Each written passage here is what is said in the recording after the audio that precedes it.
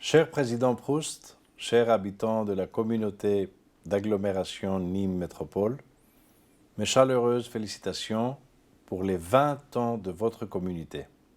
Nous célébrons l'engagement des élus qui sont rassemblés pour former un projet ambitieux autour des valeurs humaines.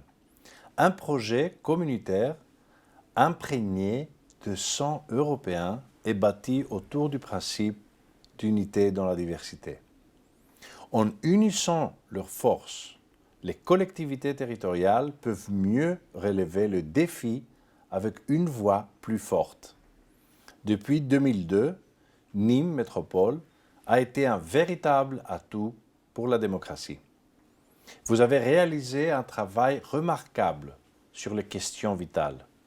Par exemple, dans le domaine de la mobilité et le transport, vous avez développé un réseau de transport pour les 260 000 habitants de votre agglomération. En matière climatique, vous avez mis en place des projets visant la neutralité carbone. Dans le domaine de la protection civique, vous avez accueilli la première base européenne de sécurité civile et de protection à la personne. Je salue la contribution de vos maires et représentants locaux et régionaux aux décisions clés de l'Union européenne, notamment par le biais des travaux du Comité européen des régions. Je souhaite remercier le travail du président de l'agglomération de Nîmes Métropole, Frank Proust. Ces 20 années d'engagement de votre métropole prennent un sens particulier dans cette période difficile. Le présent et l'avenir de l'Europe sont mis à l'œuvre avec la pandémie du Covid et la guerre en Ukraine. L'Union européenne doit renforcer nos moyens à répondre aux besoins de nos citoyens à l'intérieur et à l'extérieur de nos frontières. Le Comité européen des régions a mobilisé ses membres pour améliorer le soutien de l'Union européenne face à ces urgences.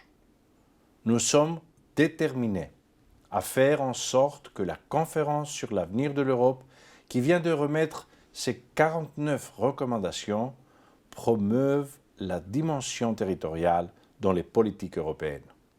Il faut une reconnaissance du rôle des collectivités locales et régionales dans la lutte contre le changement climatique. Il faut un espace européen inclusif de l'éducation pour un accès égal à l'apprentissage.